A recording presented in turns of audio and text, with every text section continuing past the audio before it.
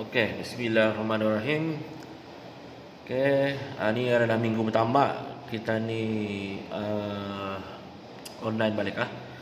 Okey, tujuan cikgu buat YouTube ni, ada YouTube penerangan ni hanya untuk menambah lagi pemahaman kamu lah arah tajuk-tajuk yang akan cikgu berikan. Dia bukan wajib untuk kamu melihat, tetapi lebih baik kamu melihatlah bagi cikgu supaya kamu lebih faham apa yang cikgu terangkan. Okey, cikgu faham masa ni internet lagging, internet mahal, jadinya cikgu buat inisiatif macam ni supaya sama-sama kamu pun dah susah dan bapa kamu pun dah terbeban. Jadinya dengan cara macam ni tertakluk kepada kamu sama ada kamu mahu menonton untuk kamu punya menambah baikan tentang pengetahuan kamu, ataupun kamu menonton kalau kamu sudah faham, terserah. Okey. Okey, tajuk yang pertama yang akan cikgu terangkan ialah tentang pantun. Maksud pantun. Tadi masuk dalam maksud pantun. Okey, maksud pantun. Okey, kalau melihat di sini yang cikgu highlight, yang cikgu ni, pantun merupakan puisi Melayu yang paling lama, popular dan mempunyai keasliannya. Artinya puisi pantun tu masuk dalam puisi. Sebelum ni kamu ada kan belajar syair. Sebelum cuti hari tu ngajar dah sempat cikgu habiskan. Okey, anggap saja puisi itu ia punya indung. Dan pantun ada sebahagian daripada puisi. Puisi ada dua, puisi lama ataupun tradisional dan puisi moden. Nanti kamu akan belajar, InsyaAllah bila kamu tahun 10 kamu akan belajar puisi moden. Okay, hari ni tadi belajar pantun saya dulu. Okay, ya, puisi Melayu yang lama mempunyai popular dan mempunyai keasliannya. Pantun masih dipakai sehingga kini, walaupun indahlah seluas macam dulu, tetapi tetap juga dipakai oleh orang-orang lama ataupun orang-orang tua, sebab dia orang lebih berkemahiran dalam membuat pantun berbanding dengan kita ni yang generasi-generasi yang lebih baru. Okey. Mengikut Kamus Dewan, pantun mempunyai 4 baris dalam tiap-tiap rangkap. Macam karangan juga ia ada rangkap, tetapi pantun satu rangkap ada 4 baris. Ada juga yang 2 baris, minimum 2 baris. Ia mesti genap, indah boleh ganjil. 2, 4, 6, 8 dan sebagainya. Pantun yang mempunyai maksud dan pembayang. Artinya pantun di sana ia ada dalam rangkap, setiap rangkap tu ada maksud dan ada pembayang. Tapi yang awal memang pembayang lah. Yang awal pembayang, lepas satu maksud. Artinya dalam setiap rangkap ataupun setiap perenggan mesti ada pembayang dan ada maksud. Okey. Pantun berbentuk 2 kerat, 4 kerat, 6 kerat ataupun 10 kerat. Kerat itu bermaksud bukan karat salah. Betulkan. Ni cikgu betulkan, bukan karat. Typo, kerat. Okey. Pantun berbentuk 2 kerat, 4 kerat, 6 kerat atau 10 kerat dan seterusnya. Ia mesti genap. Adalah sebahagian daripada kesenian bahasa dalam budaya masyarakat Melayu Nusantara, masyarakat Nusantara ataupun Melayu Nusantara. Sama ada untuk adat istiadat, nasihat, pendidikan, gurauan, hiburan, majlis keramaian dan juga dalam perbualan harian. Orang-orang lama banyak menggunakan itu. Seterusnya, ciri-ciri pantun. Ciri-ciri pantun. Pantun ialah karangan berangkap, artinya berperenggan. Ia memang berperenggan. Sekarang cikgu berikan contohnya. Kalau kamu melihat contoh yang ada nota kamu tu, kalau kamu lihat di bawahnya, berperenggan. Ini pantun 2 kerat, 1 perenggan, 2 perenggan, 3 perenggan. Sama juga pantun 4 kerat. 4 kerat tu maksudnya 4 baris. 4 baris 1 baris, 2 baris, 3 baris, 4 baris. Jadi 4 kerat dalam setiap perenggan. Okey. uh, yang menggunakan bahasa-bahasa indah. Okey, orang-orang dulu ni terkenal dengan bahasa, kalau kita ni manggil masa ni bahasa bunga-bunga. Banyak bunga-bunga. Tapi orang-orang dulu menggunakan bahasa, kena panggil bahasa-bahasa yang indah lah. Indah direct lah, bahasa orang putihnya indah direct. Artinya yang menggunakan perumpamaan dan sebagainya untuk digunakan dalam bahasa dorang. Okey, jumlah suku kata. Suku kata 8 hingga ke 12 dalam sebaris ayat. Artinya dalam satu baris ada 8 hingga ke 12. Kalau kamu lihat di sini, ini cinta 2, suciku 3, dia 5 sudah. Cukuplah 3, 8, 1, 10. Ada 2. Okey, dia 1, 2, 3, 4, 5, 6, 7, 8, 9, 10. Dalam satu baris ni ada 10 suku kata. Yang kamu sudah belajar kan dulu, lama ni artinya ada 10 suku kata. Saya beritahu tadi dalam nota kamu ada beritahunya 8 hingga ke 12. Di antaranya, artinya di antara 8 hingga ke 12 dalam sebaris ayat. Itu ciri-ciri pantun. Ciri-ciri itu macam tadi, kalau tadi melihat orang, apa ciri-ciri, contohnya apa ciri-ciri orang tu? Handsome kah, hodoh kah, tinggi kah, kurus kah, gemuk kah? Itu ciri-ciri orang. Sama juga dengan pantun. Pantun ada cirinya tersendiri. Okey. Ciri ketiga, setiap rangkap pantun mempunyai 2 unit, iaitu unit pembayang dan unit maksud.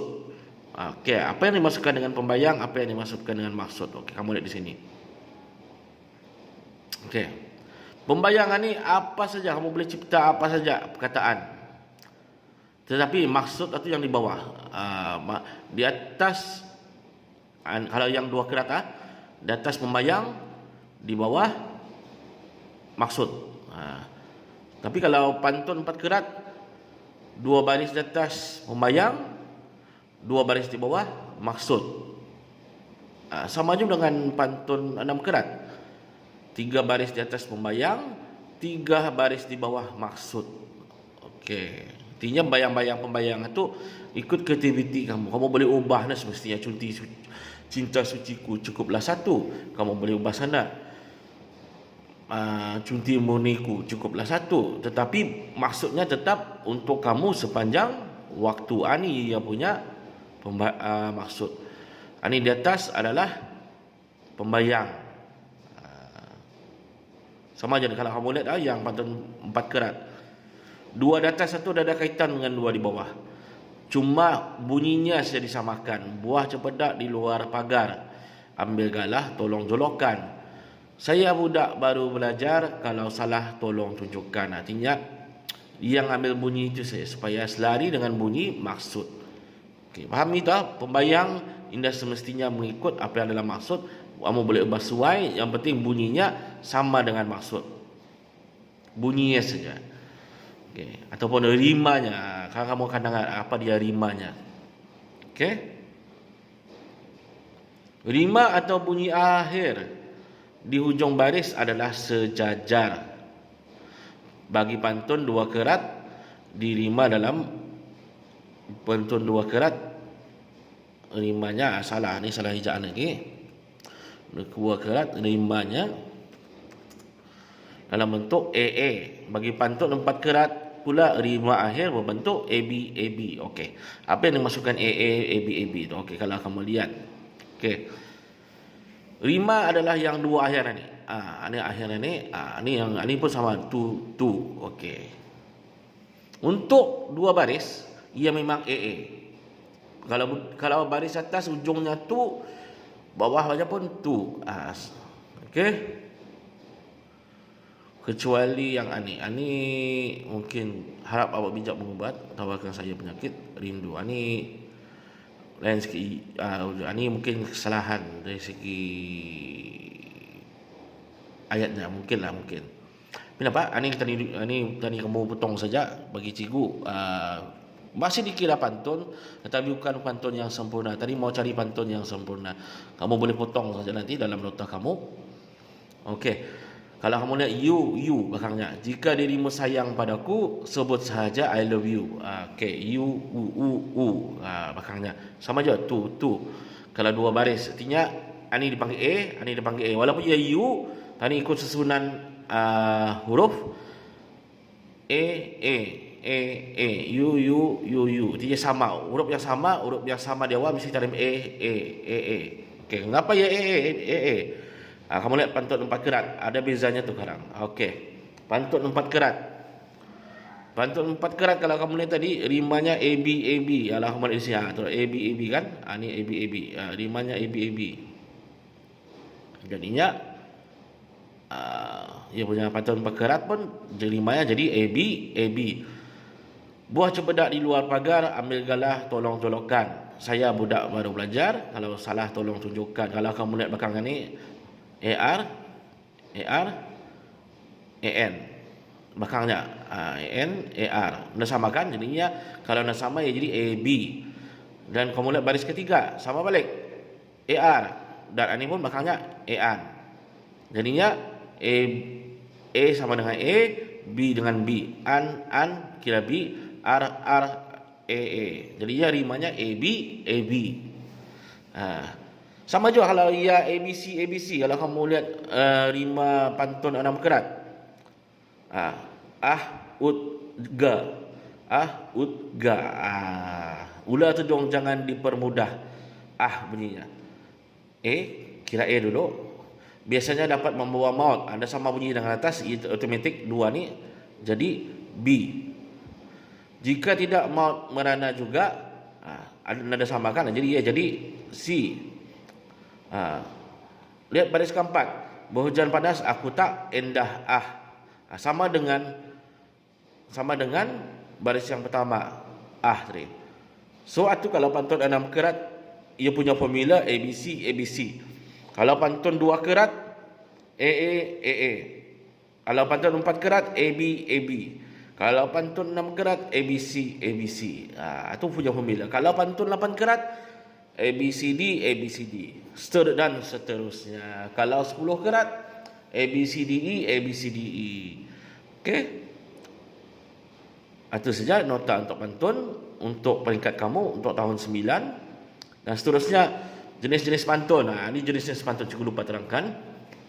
Pantun ada banyak jenis dan ada banyak kegunaan. Yang pertama dipanggil pantun anak-anak. Pantun anak-anak ini terdiri dari pantun bersukacita dan pantun berduka cita. Artinya bergembira dan bersukaria lah.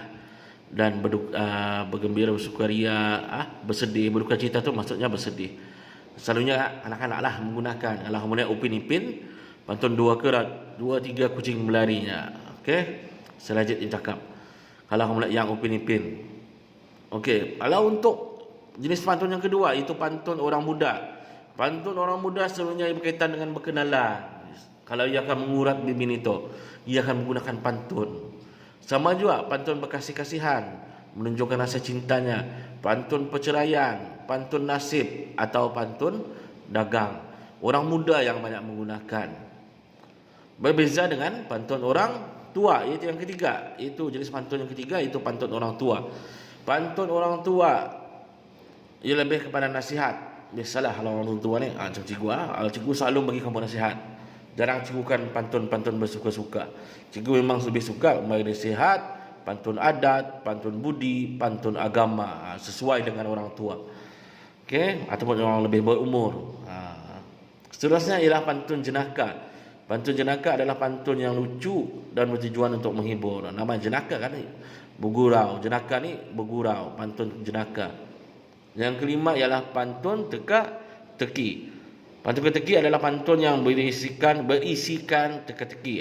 Kamu usah lihat dia punya kata kuncinya teka-teki. Jadinya memanglah pantunnya tu lebih kepada teka-teki.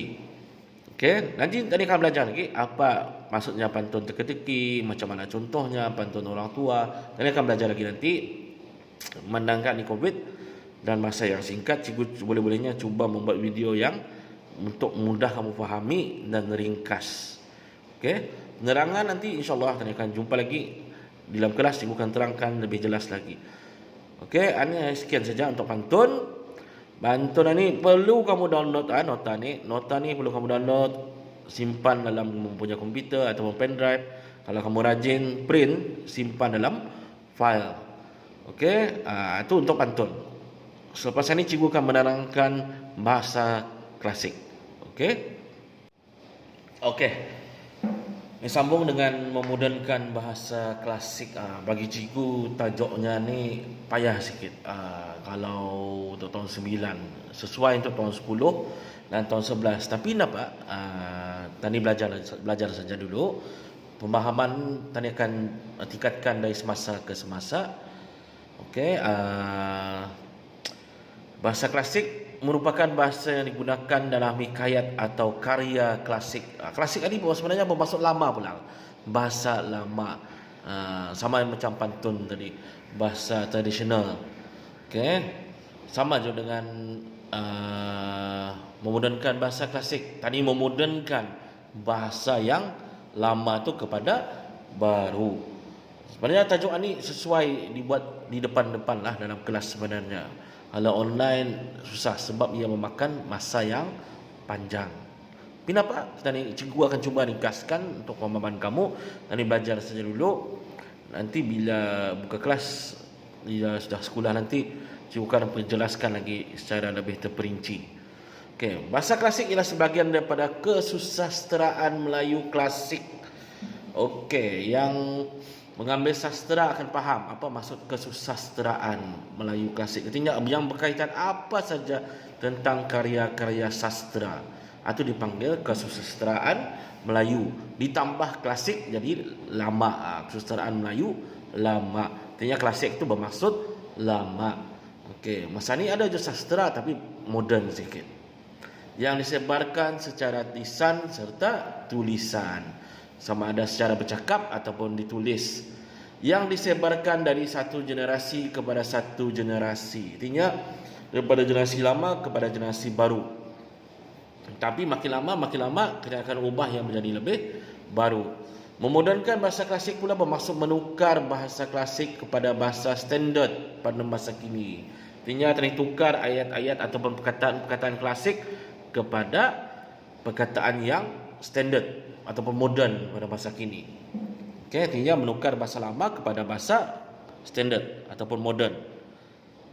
Okey, yang di bawahnya sifat-sifat atau ciri-ciri bahasa klasik. Okey, apa ciri-ciri? Macam mana tadi kan tahu ia bahasa klasik ataupun bahasa moden? Sebenarnya mudah pula. Kalau tadi anda faham barang tu memang lama-lama bunyi, memang tak bahasa klasik.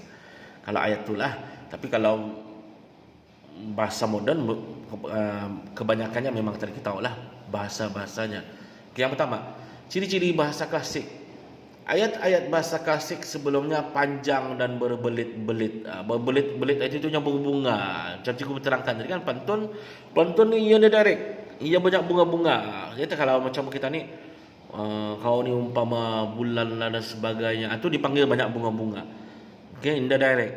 Berbelit-belit itu maksudnya berbunga-bunga, banyak pusing bahasanya. Kalau kita ni masa ni yang moden-moden ni direct. Yang ciri kedua, ayat bahasa klasik banyak dipengaruhi oleh ayat bahasa Arab. Itu realiti. Sebab bahasa Melayu kita ni kebanyakannya bahasa pinjam daripada bahasa Arab, daripada bahasa-bahasa lain. Kalau kamu belajar insya-Allah nanti di universiti kamu akan dapat tahu lagi yang kita ni bahasa Melayu ni datang dari mana. Contohnya daripada Filipin. Kalau kamu lihat bahasa Filipin ada sama dengan bahasa Melayu. Anda tahulah. Okey, cikgu bukan mengkaji bahagian Akademi Pengajian Brunei, cikgu bahagian bahasa Melayu saja. InsyaAllah kalau kamu mengambil kursus satu nanti kamu akan mendalami macam mana bahasa Melayu ni wujud. Okey. Tanda baca selalunya tidak diletakkan dengan betul dan adanya langsung tidak ada. Artinya tidak ada kata seru, tidak ada kata soal, tanda soal, tidak ada noktah dan sebagainya. Kalau kamu lihat bahasa klasik kalau kamu lihat contoh yang cikgu lihatkan. Ada apa? Kalau kamu lihat. Ada banyak yang punya macam ala ini semua pemuka kata, penutup kata, nada dialog dan sebagainya. Aturnya tidak banyak, ia terus saja, kebanyakan terus saja. Kalau kamu lihat ia punya ciri-ciri. Okey. Seterusnya, petikan banyak menggunakan perkataan seperti arakian, syahdan, hatta dan sebagainya. Kalau kamu membuat karangan, mana lagi dah tadi menggunakan arakian, syahdan, hatta dan sebagainya. Kadang ni biasanya memakai penanda wacan apa? Seterusnya, manakala, oleh itu, sesungguhnya, walau bagaimanapun. Itu yang moden. Yang lama arakian, syahdan. Di sini misalnya tadi di sini. Arakian, syahdan dan sebagainya. Bahasa lama. Tadi nak makan gitu. Benda bahasa lama ni yang akan jadi buang ni. Tadi akan buang. Seterusnya, kerap kali juga menggunakan perkataan yang tidak digunakan lagi seperti sahaya. Kalau dulu saya dipanggilnya sahaya. Bahasa lama, ejaan lama, sahaya. Macam ni juga cerita. Kalau lama, bahasa lama cerita, cetera. Ia tadi dipengaruhi bahasa Arab dan bahasa Hindu itu, kalau ada bahasa Hindu sikit. Seterusnya, khayal. Kalau bahasa lama, bapa berkhayal. Itu orang lama-lama. Tadi lagi menggunakan perkataan itu. Lama ni bermaksud zaman-zaman, bukan lagi zaman bapa mama kita ni, zaman-zaman lama lagi. Zaman-zaman kira zaman hang tua macam tu. Dan lain-lain lagi. Diorang menggunakan bahasa-bahasa lama. Ayat bahasa klasik banyak menggunakan imbuhan lah dan pun. Ada contohnya oleh dia pun, manakala pun, tanpa banyak menggunakan. Kalau bahasa moden ada menggunakan, tapi indahlah sebanyak bahasa klasik. Sebab arti dia bagi tahu bahasa klasik banyak katanya. Bukan indah menggunakan, banyak.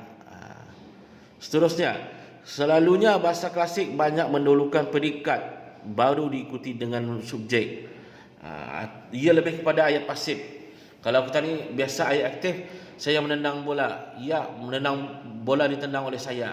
Tapi diorang menggunakan oleh, bola ditendang saya tu. Bola saya tendang. Diorang lebih kepada subjek predikat di belakang. Itu bahasa klasik. Diorang banyaknya menggunakan bahasa yang didahului oleh predikat. Kamu ada belajar kan subjek dan predikat kan sebelum cuti, ayat aktif dan ayat pasif. Kalau lupa, rujuk balik ada nota yang cikgu bagi. Okey, seterusnya, cara memahami proses format memodernkan. Okey, macam mana tadikan faham, macam mana tadikan menukar. Okey. Pelajar perlu ingat jawapan yang ditulis mestilah dalam bahasa Melayu moden. Okey. Pertama, antara semua tadi mesti simpan dalam mindset kita ni, dalam otak, bahawa tujuan memodernkan ialah untuk menukar bahasa lama kepada bahasa moden. Ingat itu. Walau macam apa tadi tukar tadi menukar bahasa lama kepada bahasa moden. Langkah yang kedua, cara memahami baca keseluruhan petikan sehingga faham. Sekali baca memang dah faham. Walaupun cikgu akan baca balik-balik. Bila tadi baca balik-balik macam tadi mendengar lagu. First tadi dengar lagu tu, tadi faham, dah faham. Tadi dengar balik-balik lama-lama tadi akan faham. Bila tadi faham, tadi hayati. Contohnya kalau lagu tu sedih, tadi akan berasa sedih. Kalau tadi balik-balik dengar. Sama je macam tadi mendengar lagu. Tadi akan faham lagu tu untuk pertama kalinya. Sudah 2 kali, 3 kali, 4 kali, insya-Allah kamu akan faham ketika tu. Sebab itu ia perlunya cikgu. Bahasa klasik ini memerlukan masa. Okey. Yang ketiga, gariskan perkataan-perkataan bahasa klasik yang dapat ditukarkan. Contohnya tadi arakian, dan sebagainya. Macam ni arakian, syahdan yang boleh kamu buang, dan hatta tukar. Jangan lagi digunakan. Jangan menokok tambah butir-butir yang lain yang tiada dalam petikan bahasa klasik. Kalau contohnya dalam petikan itu yang beritahu ia mendengar, jangan kamu tambah di sana. Ia mendengar sambil tidur. Jangan. Artinya ada kaitan. Artinya jangan menokok tambah. Menokok tambahan ni bermaksud jangan menambah yang ada dalam teks. Tukar boleh, tapi jangan tambah-tambah yang nada berkaitan. Nama-nama khas jangan ditukar. Artinya nama-nama orang, nama-nama binatang, nama-nama orang jangan ditukar. Contohnya, kalau kamu lihat di sini, Tuanku Malim Deman, ini tidak boleh kamu tukar. Namanya tetap Tuanku Malim Deman. Tidak boleh jadi Malim Kundang. Ada. Itu yang indah boleh kamu tukar. Nama orang, nama tempat indah boleh ditukar. Ataupun nama binatang pun boleh. Contohnya Raja Jin. Kamu mana boleh tukar dia jadi Raja Dinosaur? Tidak boleh. Tetap Raja Jin. Nama indah boleh. Ingat kata nama indah boleh ditukar. Okey. Seterusnya, ketahui perbezaan di antara bahasa klasik dengan bahasa istana. Okey, bahasa istana lain, bahasa klasik lain. Contohnya baginda. Baginda ini boleh kamu tukar. Satu bahasa istana. Pemaisuri bahasa istana. Duduk di singgah sana. Ini boleh kamu tukar duduk di kursi. Indah. Singgah sana tu nama-nama dalam istana. Perlu kamu faham. Suatu kamu perlu tahu apa bahasa klasik dan apa dia bahasa istana. Nampak? Jangan keliru dulu. Kena belajar perlahan-lahan. Okey. Struktur ayat bahasa klasik bertentangan dengan bahasa moden. Sebagai contoh, bahasa klasik, maka berangkatlah baginda ke istana. Bahasa modennya, maka tu buang. Itu adalah bahasa klasik. Maka memang bahasa klasik. Gunakan lalu. Lalu baginda berangkat ke istana. Kalau kamu awal kata kerja, baru tak kata nama. Apa kata cikgu? Kalau untuk ayat yang betul, mesti kata nama di depan, kata kerja di belakang. Macam mana? Lalu baginda berangkatlah ke istana.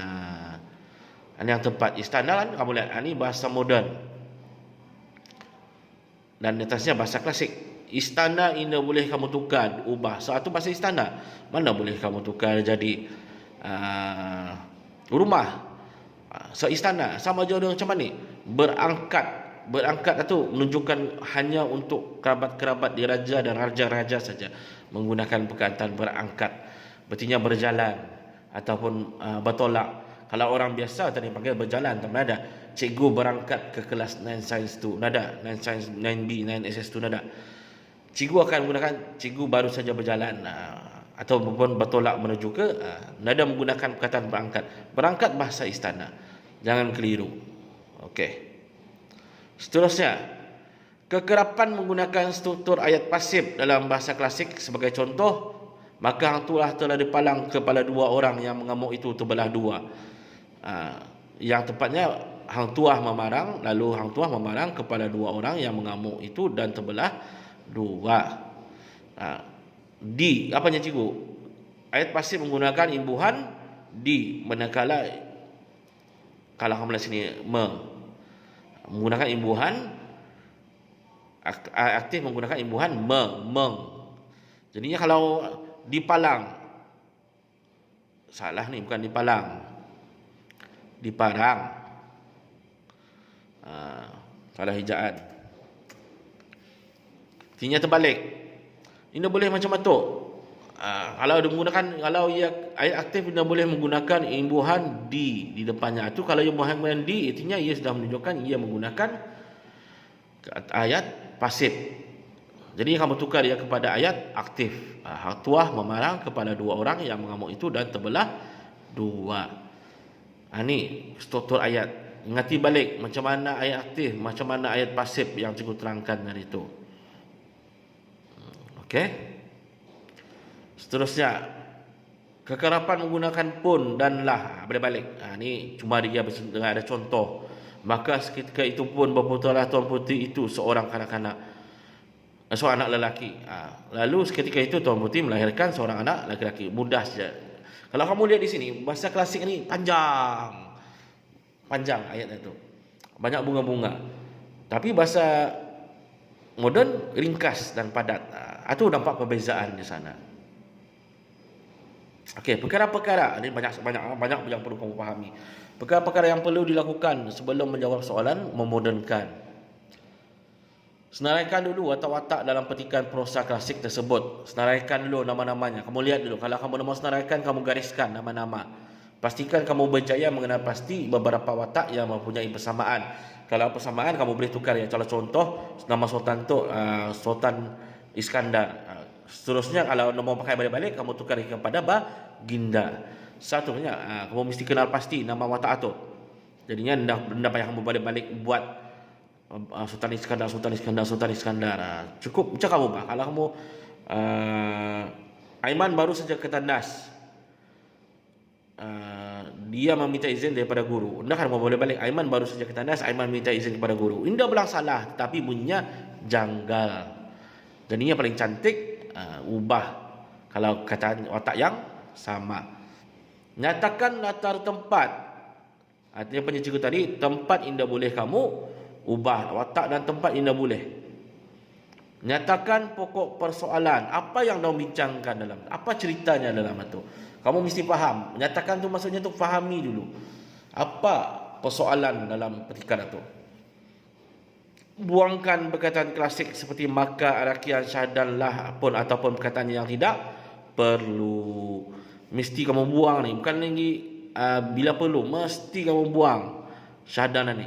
Arakian, maka, lah dan pun itu kurangkan sahaja. Maka, arakian, syahdan itu mesti kamu buang. Gantikan dengan lalu, walau bagaimanapun, seterusnya, sesungguhnya dan sebagainya.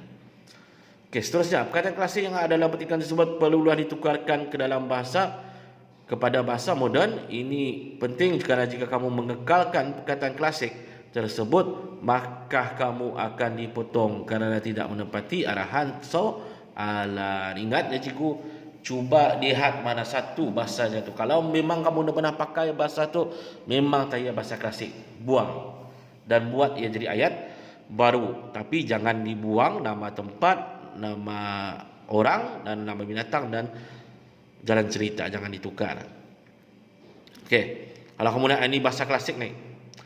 Telah didengar oleh Raja Jin akan sembah tuanku malam deman, terlalu bijaksana, pandai berkata-kata dengan halus manis serta pula lemah lembut aturannya. Makin bertambah-tambah kasih sayangnya akan tuanku malam deman. Maka Raja Jin pun bertitah, ayuhai anak anda, jika sekiranya anak anda hendak pergi ke mana-mana pun, insya-Allah taala, kalau mulai insya-Allahnya pun ijaan lama, bolehlah ayah anda menyampaikan seperti maksud anak anda itu. Akan tetapinya hendaklah anak anda berjanji dahulu dengan ayah anda. Kamu tukar ia kepada ayat yang mudah memahami. Contohnya yang ini. Telah didengar oleh Raja Jin akan sembah tuanku malam deman yang terlalu bijaksana, pandai berkata-kata. Kamu lihat. Ini cikgu bagi contoh macam mana membezakan. Kamu lihat ayat ini. Panjang kan? Bila ditukar kepada bahasa moden,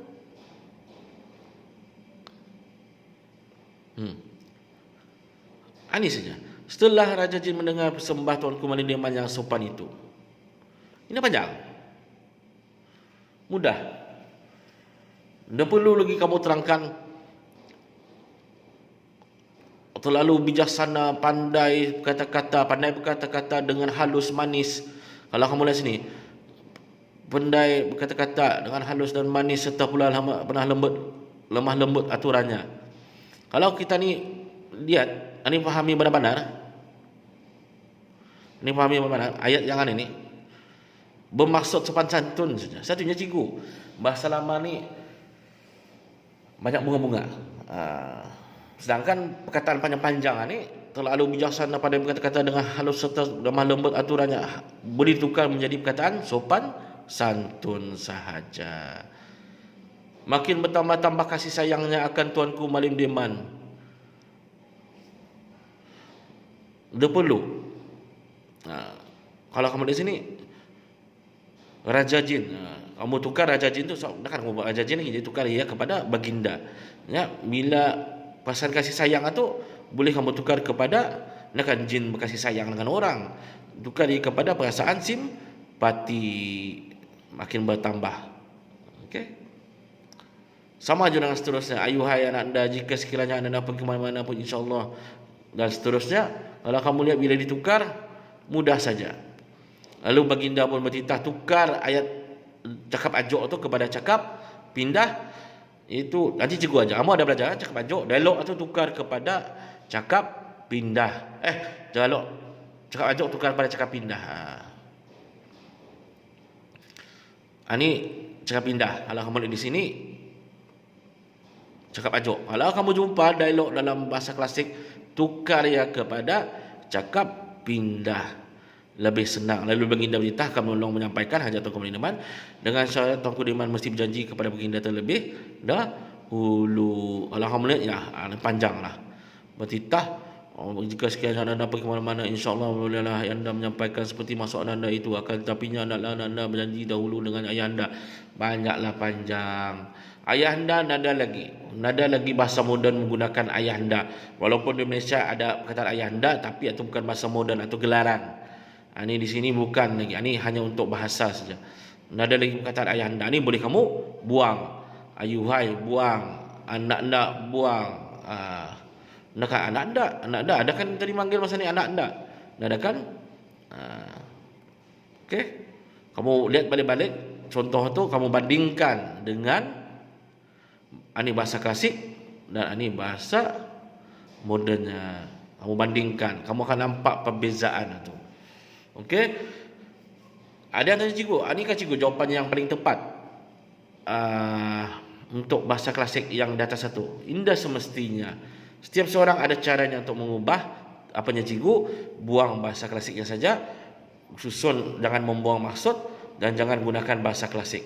Kamu boleh susun dengan cara kamu sendiri. Tapi ini adalah jawapan yang boleh diterima ataupun yang terbaiklah bagi cikgu. Tapi boleh kamu masih ubah. Jangan terikat. Okey, jangan terikat. Kita ni akan berlatih nanti. InsyaAllah tahun 10 nanti kamu akan mendalami ni bahasa klasik ni. Cuma tahun 9 ni pengenalan sahaja. Jadi jangan takut, memang payah, tapi jangan takut, tadi akan cuba memahaminya secara perlahan, berperingkat-peringkat. Okey, jadinya untuk tahun 9 kamu perlu faham apa dia tujuan bahasa klasik, mengapa ia dipanggil bahasa klasik, dan mengapa kita dimodernkan, apa tujuan tadi memodernkan, apa ciri-ciri bahasa klasik, dan macam mana caranya proses untuk memahami dan menukar ia kepada bahasa moden. Okey? Itu saja daripada cikgu untuk tajuk minggu ini. Sekiranya ada yang benda-benda yang kamu indah faham, kamu boleh tanya cikgu dalam WhatsApp, sama ada secara private ataupun secara dalam grup. Okey, dalam GC itu. Cikgu tidak ada masalah. Boleh tanya bila masa. Jadi mudah kan, bila ada YouTube ni kamu boleh rujuk saja, kamu boleh forward saja. Mana yang kamu dah faham, itu saja kamu akan. Dan semestinya video cikgu ni dari awal sampai habis mesti kamu lihat. Indah semestinya. Kamu cari saja mana-mana yang kamu dah faham itu. Ya, kalau ada yang masih kamu dah faham, baru kamu tanya cikgu lagi. Cikgu akan jawab dalam GC mengikut jadual yang ditetapkan. Okey, tapi cikgu akan sentiasa ada dari pukul 8 sampai ke malam. Boleh kamu tanya, tidak ada masalah. Jadual itu cuma sebagai kita ni punya landasan. Okey. Okey, cikgu doakan kamu semua sihat walafiat dan jaga kesihatan. Assalamualaikum warahmatullahi wabarakatuh.